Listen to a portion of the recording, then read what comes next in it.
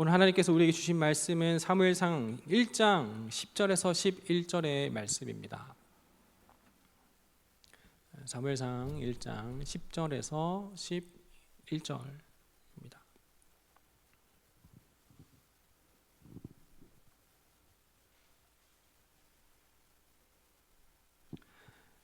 제가 봉독하겠습니다.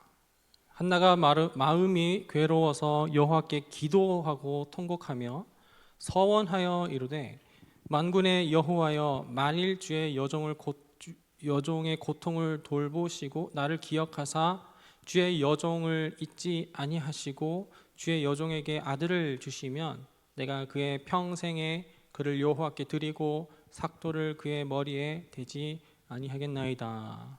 아멘.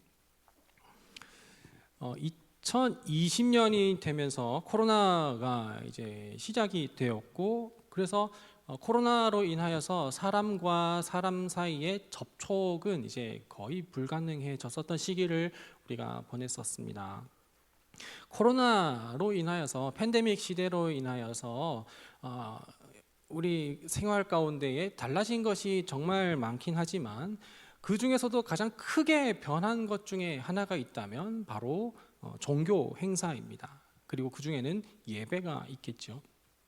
코로나 이전에, 팬데믹 시대 이전에는 그 교회에서 영상에 대하여서, 영상 매체에 대하여서 그렇게 큰 관심이나 혹은 에너지를 쏟지는 않았었습니다. 그거는 대형 교회든 중형 교회든 소형 교회든 상관없이 그냥 교회의 어떤 정서에 따라서 그냥 영상을 더 이렇게 영상미를, 그 미디어 사역을 더 하느냐 안 하느냐의 차이였지, 안 하는 교회가 오히려 더 많았었지요. 하지만 팬데믹 시대가 시작되면서부터 모임과 그리고 어떤 예배 행사 자체가 이제 불가능하게 됐었고, 그래서 이 예배, 모이지 못하는 이 예배를 어떻게 성도님들에게 예배할 수 있게 할까라고 하는 그 돌파구를 찾게 되다 보니까 그것이 바로 이제 비대면 예배였습니다. 팬데믹 시대에 이렇게 그 예배를 제공하는 것에 있어서 그 대안, 가장 좋은 대안이라면 저는 가정 예배를 생각할 수가 있겠지만 오히려 가정 예배를 교회에서 제공하지는 않았고, 바로 그렇게 갑자기 예고 없이 찾아온 그 팬데믹 시대에 훈련되지 않았었던 그 가정들이 너무나도 많았기 때문에 비대면 예배를 통하여서, 교회에서 영상을 통하여서 예배를 제공하는 형식으로 우리가 코로나 시기를 보내게 됐었죠. 비대면 예배의 방식은 플랫폼 하나를 딱 정하게 돼서 교회별로 어떤 교회는, 작은 교회는 밴드 혹은 카카오톡으로도 하기도 했었지만 큰 교회 같은 경우는 대부분 유튜브를 통하여서 그렇게 영상을 만들어서 제공을 하기도 했었죠. 그러나 이 실시간 스트리밍이라는 그 실시간 장비가 구축되지 않은 곳은 대다수였기 때문에 그래서 영상을 실시간으로 송출할 수 있는 교회는 거의 다 없었고, 주중에 영상을 만들어서 그래서 업로드를 주일날 하면 그 업로드된 영상을 받아서 보는 게 비대면 예배의 초기의 방식이었었습니다. 사스나 메르스나 신종플루와 같은 그런 짧으면 3개월에서 길어봤자 반년 정도만 지나면 코로나는 없어질 거라고 생각하면서 임시 방편으로 대안으로 마련했었던 그 비대면 예배가 코로나가 1년이 지나고 2년이 지나고 하면서 많은 교회들은 이제 그 예배에 대한 어떤 정책으로서, 그리고 교회의 어떤 그 시설에 많이 투자를 한 게 바로 영상 장비이고, 그때 이제 급등하게 된 것이 이제 영상 간사들 같은 경우가 됐었죠. 그때 캠코더도 정말 많이 쭉쭉 그 가격이 올랐었던 그런 기억이 납니다. 이 임시로 시작했었던 이 비대면 예배가 이제 반년, 1년을 넘어가면서 교회적으로 이렇게 큰 변화가 생긴 게 있었는데, 그 중에 또 이제 인력과 또 영상에 대한 그 비용의 투자가 있다면, 또 하나 더 큰 또 다른 또 변화가 있다면, 우리나라 국내의 대부분의 교역자들은 전부 다 영상을 만들 수 있게 되었다라는 것입니다. 퀄리티에 따른 차이는 있기는 하겠지만 모든 예배, 특히 부서 사역자들은 자기 부서에 있는 그 학생들이나 어린이들이나 청년들을 위하여서 영상을 주중에 찍고 그리고 편집을 하고 밤을 새면서 토요일 날 그리고 주일날 새벽에 이렇게 겨우겨우 업로드하는 경우가 대다수였지요. 근데 이렇게 시작한 이 영상이 그리고 촬영과 편집이 누군가에게는 취미가 되기도 하고, 그래서 이것으로 이제 어떤 저기 능력과 기술을 습득한 어떤 사람은 또 유튜버도, 목회자 중에 유튜버, 물론 컨텐츠가 다 다르긴 하지만 유튜버를 하게 되기도 하고, 또 어떤 사람들은 이 영상 관련해 어떤 사업으로 또 이렇게 길을 열어가기도 했었던 그런 모습을 보게 됐었어요.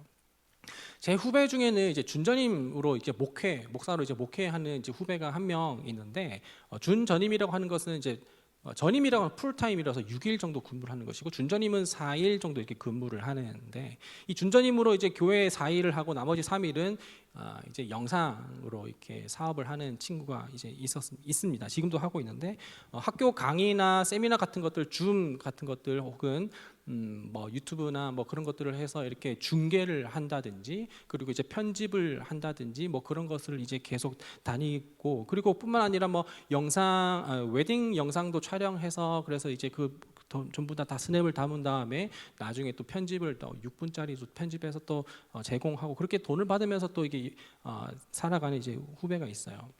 최근에 인스타 보니까 그 친구 인스타 보니까 이제 국가 이제 그 정부 로고가 달려 있더라고요. 국가에서 진행하는 포럼이나 행사에서 이제 촬영 지원을 나가게 되기도 하고, 얼마 전에 제가 통화를 했었는데 CBS 관련해서, 그래서 CBS에서 이제 공식적으로 TV에 송출되는 영상을 또 이렇게 하나 맡게 돼서 그렇게 했는데, 이 친구가 그때 이게 했었던 이야기가 뭐냐면, 그냥 그동안에 자기가 코로나 2020년부터 해서 영상을 시작해가지고 2023년도 지금 절반이 이르기까지 수많은 영상들을 양산해 냈었는데, TV에 송출되기 위한 그 영상은 지금까지 했었던 그런 방식으로는 송출할 수가 없다라고 이렇게 얘기를 하더라고요.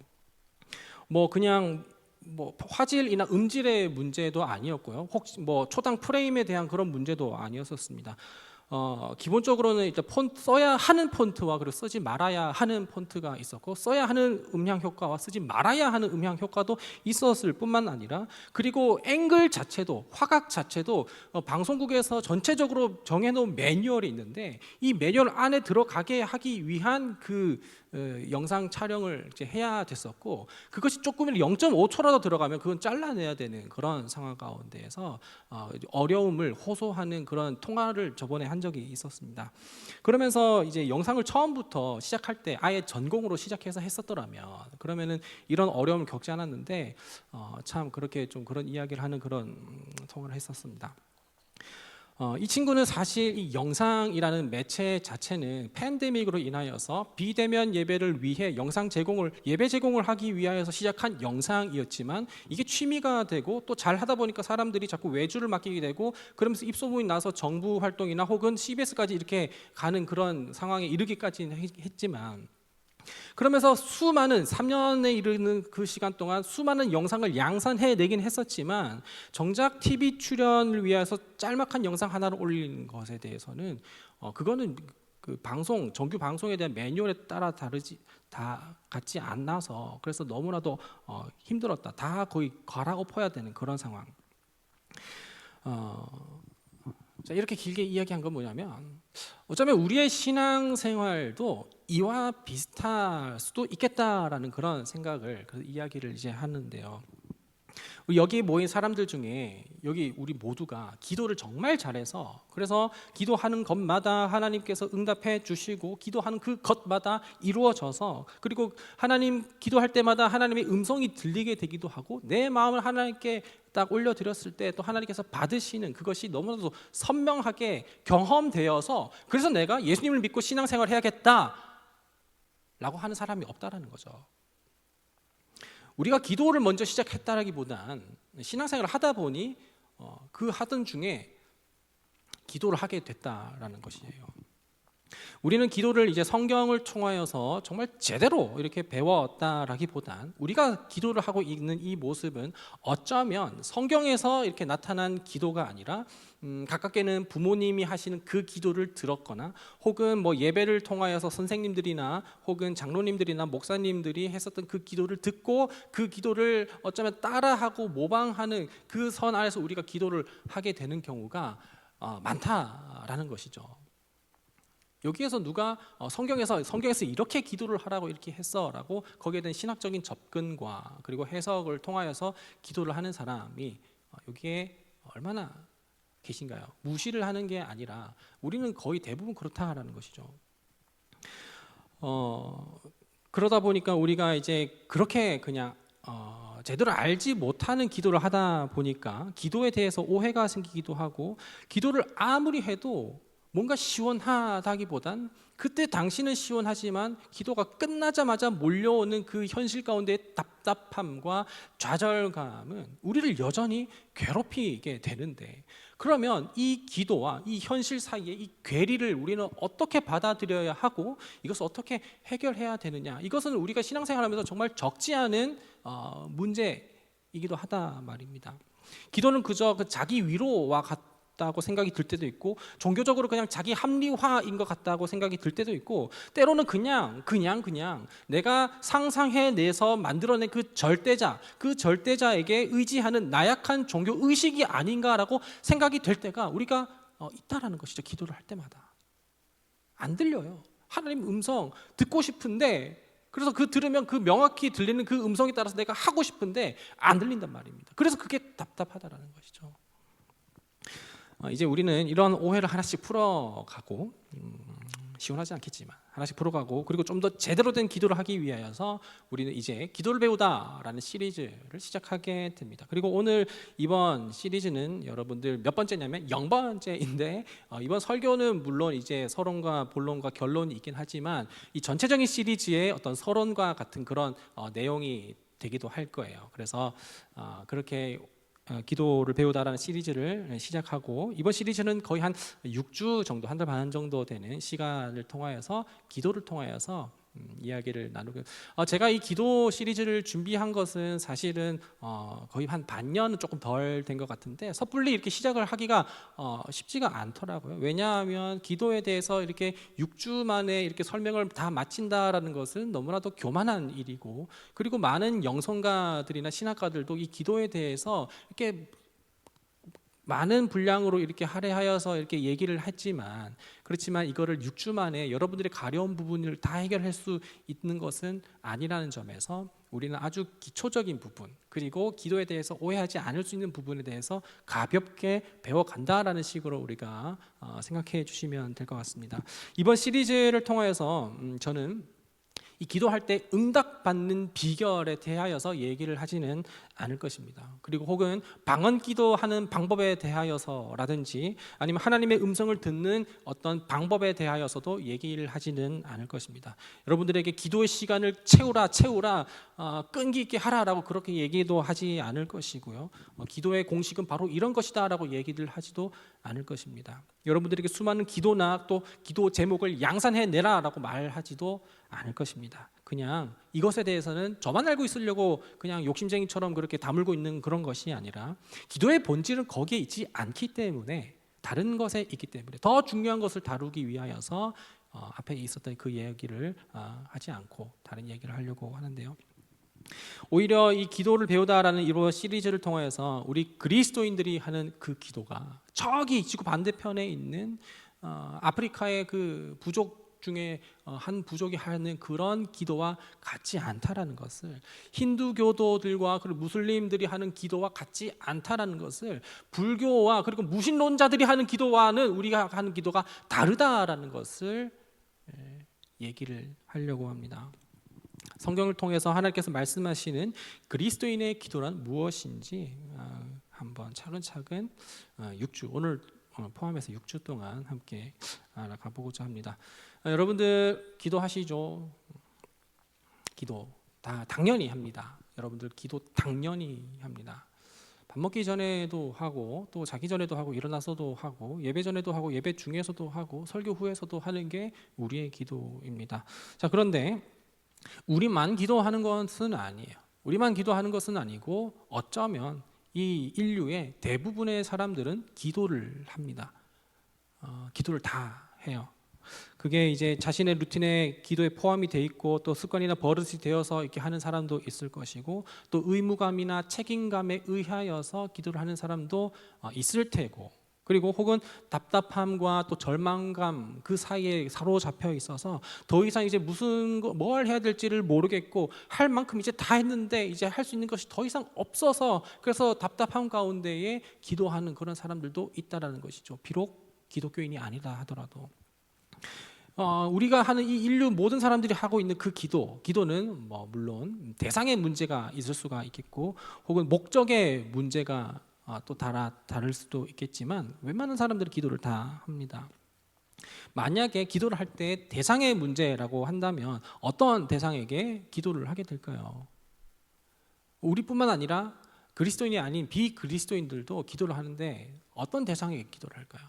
혹시 여러분들 개미에게 기도한다라고 하는 것을 들어보신 적이 있나요? 나비에게 기도한다, 사과에게 기도한다라고 여러분들 들어본 적이 있나요? 그렇게 우리는 그런 식의 기도는 들어본 적이 없습니다.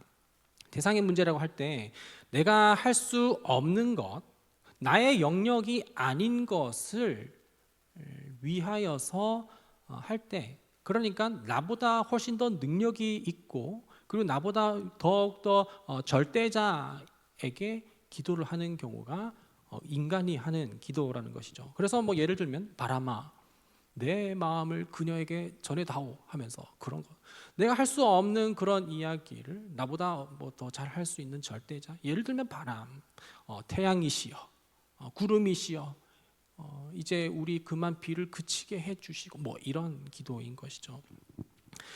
만약에 기도를 할 때 우리의 목적의 문제에 있다면 그리스도인의 기도와 그리고 비그리스도인의 기도의 중에 이제 목적의 문제 차이가 있다면 어떤 목적을 가지고서 기도를 하느냐라는 것입니다. 분명히 차이가 생겨야 될 텐데 그리스도인이 하는 이 기도와 비그리스도인이 하는 기도의 목적이 때로는 같을 때가 있어요. 대상만 다를 뿐이지. 그리고 적어도 내가 할 수 있는 일, 예를 들어서 밥 먹는 일 혹은 오늘 시험 문제를 치는 일, 이것에 대하여서 내가 열심히 준비를 해야 되지 이것에 대해서 기도하는 사람은 많지는 않을 것입니다. 또 많긴 하겠지만 그것은 또 내가 알지 못하는 그 영역에 대해서 기도할 때가 그렇게 되는 것이기도 하죠. 내가 할 수 없는 수준의 일에 기적이 일어나면 좋겠다라는 그런 마음에 그런 목적이라면 내가 이번 대학에 잘 되면 좋겠습니다. 취업에 잘 되면 좋겠습니다. 내가 로또를 샀는데 이번에는 적어도 3등 안에 들면 좋겠습니다. 내가 할 수 있지 않는 영역을 위하여서 기도할 때 또 그런 그 목적을 달성하기 위하여서 하는 게 우리의 기도인데 때로는 이 기도가 그리스도인의 기도와 비그리스도인의 기도가 똑같을 때가 있다라는 것이죠. 우리는 기도하기 전이나 기도할 때보다 그리고 기도한 이후에 오히려 더 답답함을 느끼는 경우가 있어요. 왜냐하면 기도를 했는데 내가 누구한테 기도한지를 모르겠다라는 거예요. 그리고 내가 하나님께 기도를 했지만 그 기도가 과연 하나님께서 들으셨는지, 들었다면 하나님께서 나에게 사인을 보내고 계신지, 그 사인을 나는 왜 알아차리지 못하고 있는지에 대한 그런 답답함 때문에 우리는 기도하면서도 기도하기 전보다 기도한 후에 더 마음이 어렵고 또 답답함과 내 믿음의 문제가 이상한가라고 생각할 때가 있단 말입니다. 그래서 때로는 뭐 우울감에 빠지기도 하고 공허함에 빠지기도 합니다. 이런 기도를 할 때 우리는 그 그리스도인들과 비그리스도인들이 하는 그 기도와 크게 차이를 느끼지 못하고 때로는 같은 그런 기도를 하게 된다면 그러면 우리는 정말 기도를 잘 하고 있는 것인가에 대하여서 그리고 기도하는 그 이유에 대해서 다시 한번 처음부터 생각을 하고 차근차근 풀어 나가자라는 것입니다. 오늘 성경에서 이렇게 기도하는 수많은 인물들을 볼 수가 있겠는데 뭐 예수님도 기도를 하시죠. 하나님이시지만 예수님도 기도하십니다. 그 중에 오늘 우리는 한나의 이야기를 통하여서 한나의 기도는 어떠한지를 보고 그 우리의 기도하는 이유와 한나가 기도한 이유를 보고 또 함께 또 기도에 대해서 또 선명하게 나아가고자 하는데요. 사무엘상 1장에서 한나는 불임으로 나옵니다. 임신을 하지 못해 아이를 갖지 못합니다. 당장 우리나라의 어떤 조선 시대까지만 거슬러 올라간다 하더라도 여자가 아이를 많이 낳거나 혹은 못 낳거나에 대하여서 대우가 달라진다는 거 여러분들 알고 있죠. 혹은 여자가 남자만 낳거나 혹은 여자만 낳거나 했을 때에도 대우가 달라진다는 걸 알 수가 있죠. 왜냐하면 당시에는 논과 밭일이 많은 곳에서는 그 인력이 곧 재산이었기 때문에 힘이 상대적으로 센 남자를 낳는 것이 곧 재산을 많이 이렇게 증식하는 것이었기 때문에, 그래서 아이를 낳는 것은 좋은 것으로 여겼고, 특히나 남자를 낳으면 더 좋은 것으로 여겼었던 것이 옛날의 모습이잖아요. 이렇게 본문의 시대라고 해서 크게 다를 것은 없습니다. 본문의 시대에서도 의료 기술이 당시에 발달하고 발전하지 않았을 때에는 생명을 잉태하는 것과 생명을 잉태하지 못하는 것, 이것에 대하여서는 이 절대자의 권한에 있다라고 그 당시의 사람들은 생각을 했었습니다. 그래서 생명을 잉태하지 못한다라는 것은 어떤 절대자의 저주를 받은 상태라고 생각을 한 것이고, 생명을 잉태하고 또 이렇게 많이 낳게 되는 것은 절대자로부터 축복을 받은 것이라고 생각하는 경우가 고대 근동 그리고 과거에 있었던 사람들의 인식이었었던 것이죠. 그래서 한나의 불임의 원인이 마치 오늘 본문에서는 하나님께 있는 것처럼 이렇게 적혀 있긴 합니다. 하나님께서 태를 닫으셨다라는 그런 표현이 창세기에도 그렇고 계속해서 나오게 되는데, 사무엘상 1장 5절에서 하나님께서는 한나를 임신하지 못하게 하셨다라고 이렇게 말씀하시면서 마치 한나가 임신하지 못하는 것이 하나님 탓인 것처럼, 그리고 하나님의 그 주권에 있는 것처럼 이렇게 얘기를 하지만 그런 것일 수도 있겠고, 혹은 정말 실질적으로 그냥 생체학적으로 한나가 이제 임신할 수 없는 상황이었던 그런 상황이었을 수도 있겠지만, 당시의 사람들 가운데서는 생명을 잉태하고 잉태하지 못하고는 절대자에게 있었기 때문에 그런 생각을 가지고서 사무엘상 1장 5절에처럼 이렇게 표현을 하실 수가 있단 말이죠. 어쨌거나 그것은 중요한 것은 아니지만, 그러나 한나가 아이를 낳지 못하는 이 상황에서 한나의 마음이 어땠을까라는 것을 우리는 어느 정도 짐작하고 미뤄볼 수가 있는 것인데, 한나가 아이를 낳지 못하는 것, 이것은 아무래도 여러 주변의 사람들에서 한나 너 왜 아이를 낳지 못하느냐라고 얘기를 했었을 때, 그때 본인 스스로도 좀 이렇게 자괴감이 들기도 하고 절망감에 들기도 했었던 것 같아요. 아무래도 우리가 그렇게 충분히 생각할 수가 있겠죠. 그런데 본인이 임신을 하지 못하는 것에 대해서도 스스로 지금 많이 그 자존감이 낮아져 있는 상황인데, 한 사람이 임신하지 못하는 그 한나에게 뭐라고 자꾸 업신여기고 괴롭히는 사람이 있다라는 것입니다. 그것이 바로 누구냐면 내 남편의 또 다른 여자예요. 엘가나라고 하는 남편이 있는데, 엘가나의 남편에게는 두 아내가 있습니다. 누구냐면 한나와 브닌나예요. 엘가나는 한나를 더 사랑하고 한나를 더 챙기지만, 그렇지만 한나에게는 그 엘가나의 위로가 크게 와 닿지 않는 것 같아요. 그 더군다나 브닌나는 한나의 그 아이를 낳지 못하는 그것을 보고서 굉장히 계속해서 업신여기고 괴롭히고 못살게 구는 것을 당하게 됐을 때에, 이것은 그냥 단순히 한나는 자녀를 낳지 못해서, 아들을 낳지 못해서 슬퍼하는 것이 아니라 어쩌면 하나님의 저주가 내게 지금 임했다라고 생각이 들 수도 있는 것이고, 안 그래도 없는 상황 가운데 있는 사람이 나를 돌봐주지를 못할지언정 나를 계속해서 못살게 구니까 더욱더 힘이 든다라는 것이죠. 그런 상황 가운데 아들이 있느냐 없느냐의 차이가 아니라 계속해서 아들 없음으로 인하여서 오고 있는 그 불이익들 때문에 힘들고 있는 게 바로 한나의 현재 상황이라는 것입니다. 우리는 우리에게 없는 것이, 내게 없는 것이 얼마나 큰 절망과 낙심을 가져다 주는지 모르겠어요. 안 그래서 없는 것 때문에 서러운데, 그 없는 것을 누군가는 있는 그 사람이 너 그거 없지라고 그렇게 약점을 들쑤시면서 쿡쿡 찌르면서 그렇게 내가 많은 사람들 앞에 창피하게 모든 것을 다 벌거벗은 것처럼 그렇게 느껴지게 됐을 때에 그것은 나 스스로도 그 자존감이 쭉쭉 내려가는 것이기도 하겠지만 하나님께서는 왜 저 사람에게는 저것을 허락하시고 왜 신실하게 열심히 살아가고 있는 나에게는 그것을 허락하지 않으신가에 대해 하나님의 존재 자체에서도 의심을 하게 된다라는 것이죠. 내게 지금 필요한 것은 당장 돈 때문에 가난하다고 그렇게 놀림을 받을지언정 돈이 필요한 것이 아니라 왜 저 사람은 저렇게 살면서도 돈이 많고 나는 그렇게 열심히 살아도 돈이 없냐라는 것에 대해서 답답함을 느끼기 때문에 하나님이 정말 살아계시고 또 존재하시고 하나님이 과연 그렇게 계시다면 정의로우신가에 대한 그 물음이 우리를 더욱더 답답하게 한다라는 것이죠.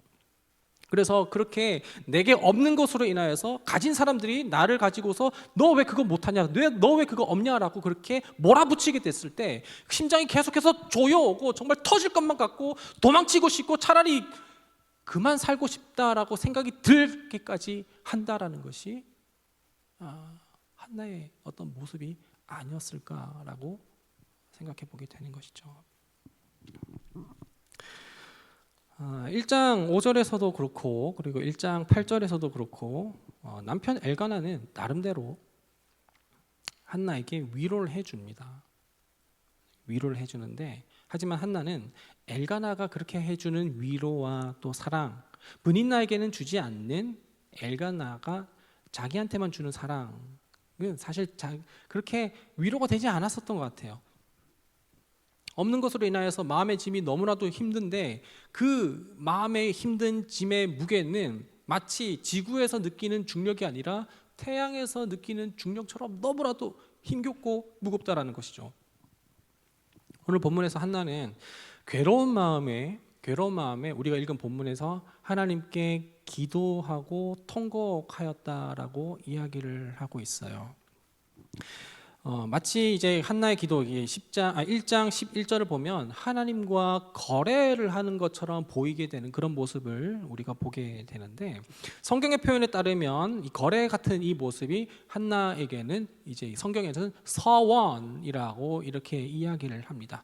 그 서원의 내용이 오늘 본문의 11절인데 한나는 어떻게 이야기를 하냐면 하나님 정말 살아계신 게 맞냐면 하나님 정말 계시다면 하나님 정말 의로우시다면 나를 좀 불쌍히 여겨주셔서 내가 더 이상 괴롭힘 당하지 않게 하시고 내가 정말 그냥 평범하게라도 살아갈 수 있게 내게 아들을 허락해 주시면 안 될까요?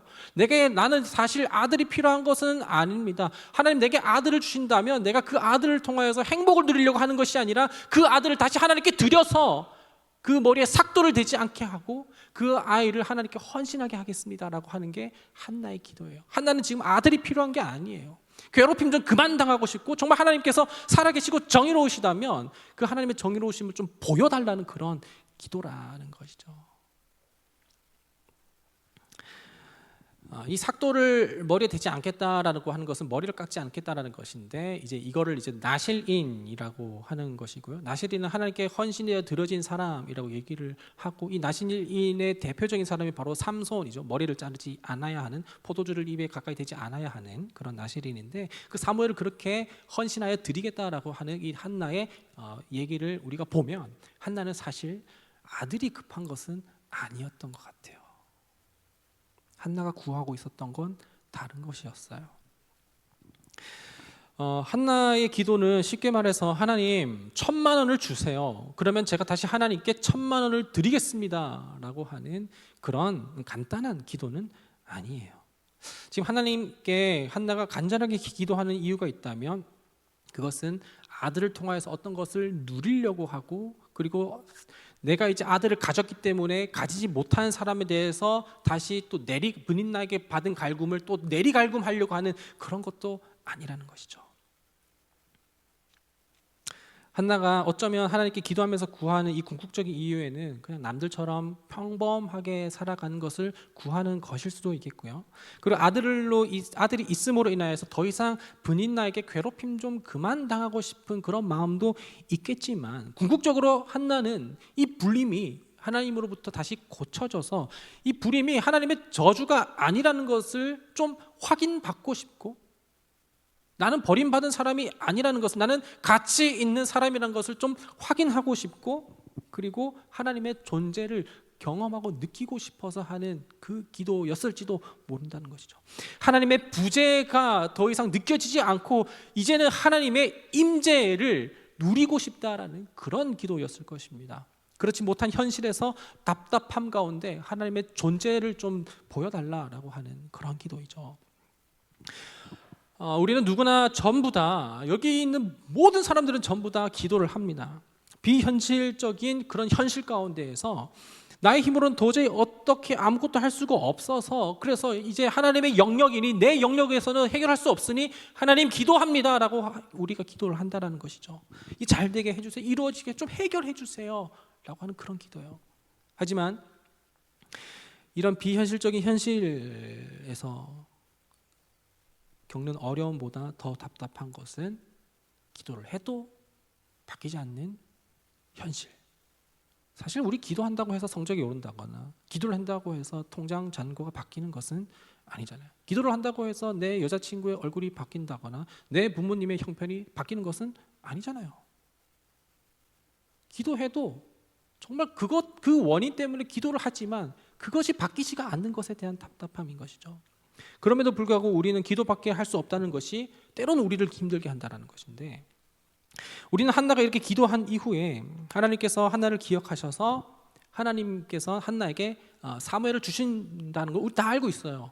한나는 이렇게 불임 가운데 기도를 했고 하나님께서는 한나를 기억하셔서 그래서 사무엘을 주셨지.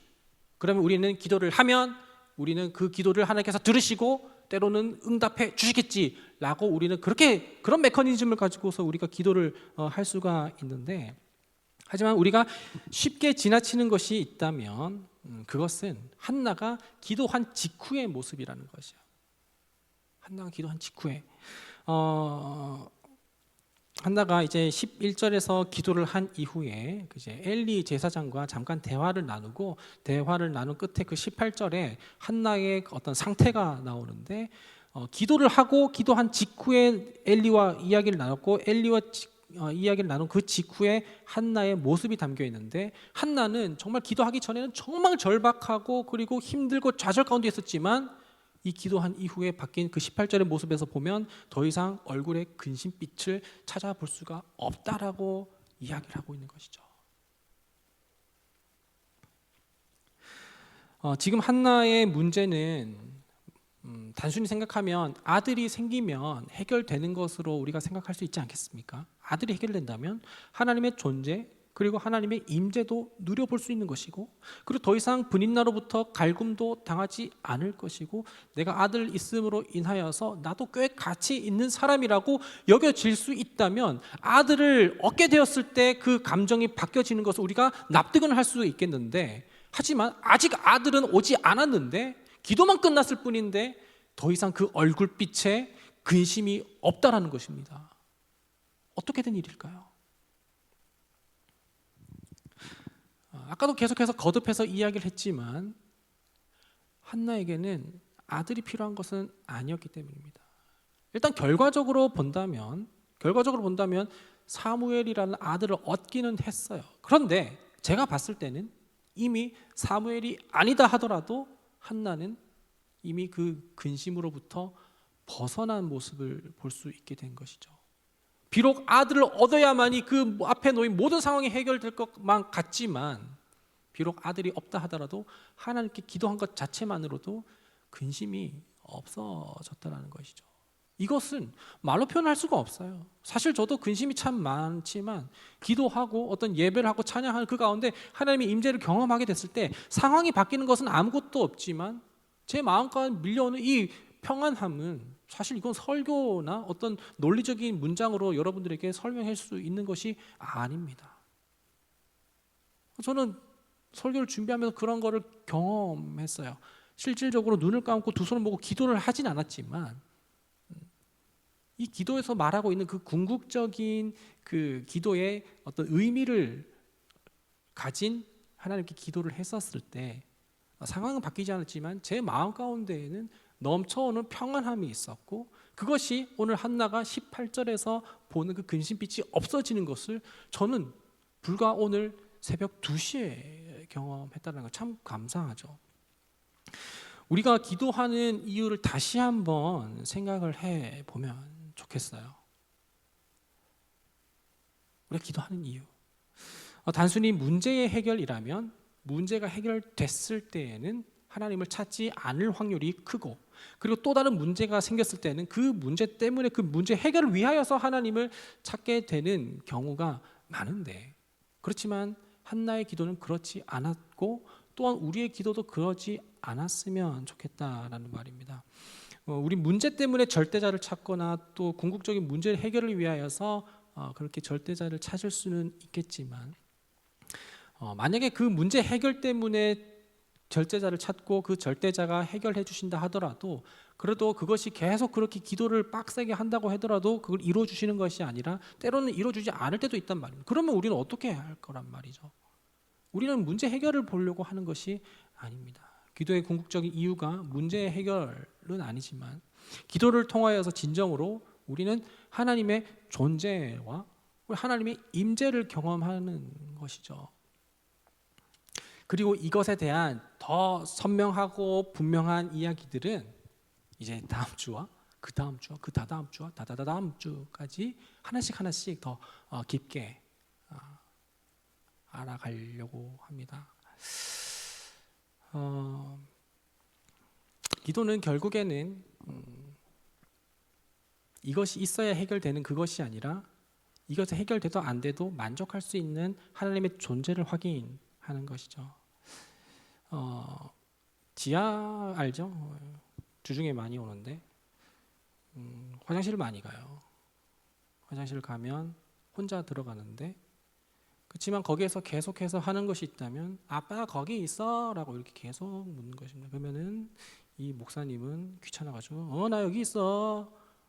그러면은 말 끝나자마자 또 아빠 거기 있어. 그러면은 나 여기 있어. 똥은 자기가 싸는 건데 그냥 존재 자체를 계속해서 찾는 그런 모습인 거죠. 그리고 똥은 본인이 잘 쌌습니다. 이런 문제 같은 것들, 우리는 해결을 바라려고 하는 것은 아니지만 어쩌면 하나님이 함께 계시다라는 그 존재, 그리고 하나님의 그 임재 가운데 우리가 만족함을 누릴 수 있다면 그걸로 우리는 기도하는 이유가 충분히 되지 않을까 싶습니다. 시간이 생각보다 많이 갔는데 결단 찬양입니다. 이 결단 찬양은 여러분들이 잘 알지 못하는 찬양일 확률이 커요. 왜냐하면 제가 초등학교 때 들었던 찬양이기 때문이죠. 물론 여러분들과 저가 나이 차이가 많이 나진 않지만, 이게 이 가사를 부르면서 아는 분들은 좀 다 같이 따라 부르고, 그리고 모르는 분들은 그 가사 의미 하나하나를 좀 이렇게 보면서 오늘 말씀을 기억하며 찬양하면 좋겠습니다.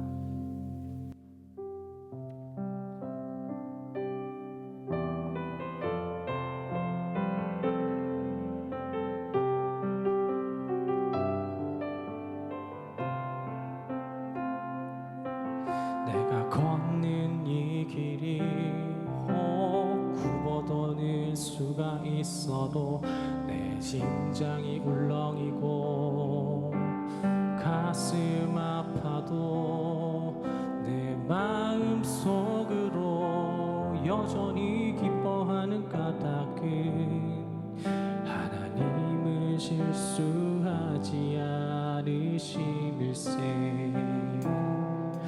내가 세운 계획이 혹 빗나갈지 모르며 나의 희망 덧없이 쓰러질 수 있지만, 나 여전히 인도하시는 주님을 신뢰하는 까닭은 주께서 내가 가야 할 길 잘 아심일세.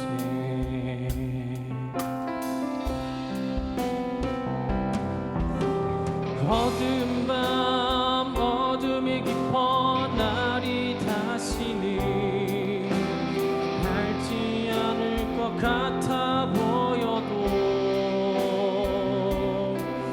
내 신앙 부여잡고 주님께 모든 것 맡기리니 하나님을 내가 믿음이밀세. 내가 볼 수 없는 것 너무 많아. 가물가물 아른거려도 운명이여 오라. 나 두려워 아니하니 만사를 주님께 내어 맡기리. 차츰차츰 한계는 거치고 하나님 지으신 빛이 뚜렷이 보이리라. 가는 길이 온통 어둡게만 보여도 하나님 실수하지 않으신다네. 차츰차츰 한계는 거치고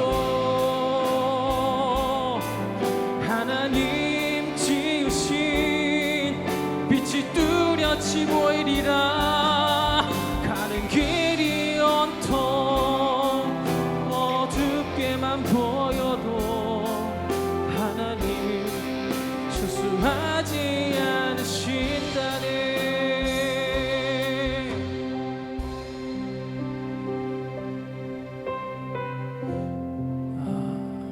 불임 가운데 있으십니까? 가는 길이 온통 어둡게만 보여도 우리는 그 문제 해결받아도 문제가 아닌 하나님의 존재를 더욱더 명확히 알아가기 원합니다. 그 존재를 알아가는 거 이제 다음 주와 다다음 주와 그 다음 주에서 계속해서 알아볼 텐데, 오늘 이 시간 우리가 기도하는 것은 당장의 문제 해결도 좋지만 하나님 정말 주님의 임재와 주님의 존재를 좀 확인하기를 원합니다. 그 갈망을 우리가 한다면 11절의 기도가 18절에서 이어지게 될 것이라는 것이죠. 오늘 말씀을 기억하면 잠깐 기도하고 제가 기도하겠습니다.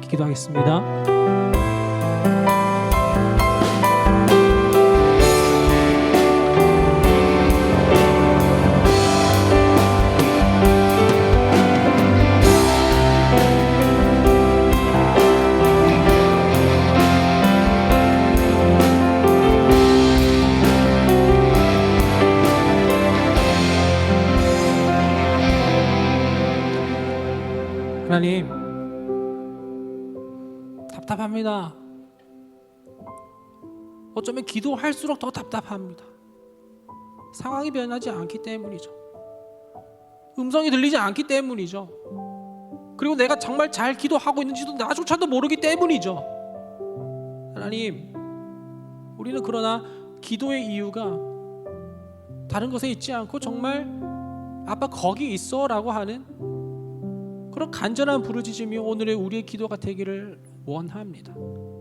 이걸 해야 할지 저걸 해야 될지 모르겠지만, 내 문제는 내가 해결해야 될지도 모르겠지만, 그리고 이걸 받아들여야 하는 상황일지도 모르겠지만, 그러나 영원부터 영원까지 우리를 신실하게 이끄시는 하나님 우리가 확인만 할 수 있다면 18절에 한나가 근심빛이 걷어진 것처럼 아들이 없을지라도 우리는 한나처럼 주님 한 분만으로 만족하게 될 줄 믿습니다. 그 실수 없으신 하나님 믿기 때문입니다. 주 예수 그리스도의 은혜와 하나님의 사랑하심과 성령님의 교통 인도하심의 은혜가 오늘 이 기도를 통하여서 문제 극복이 아닌 하나님의 존재를, 하나님의 임재를 갈망하는 우리 모든 예배자들과 예배자들의 삶 가운데 지금부터 영원토록 함께 하시기를 간절히 축원하옵나이다. 아멘.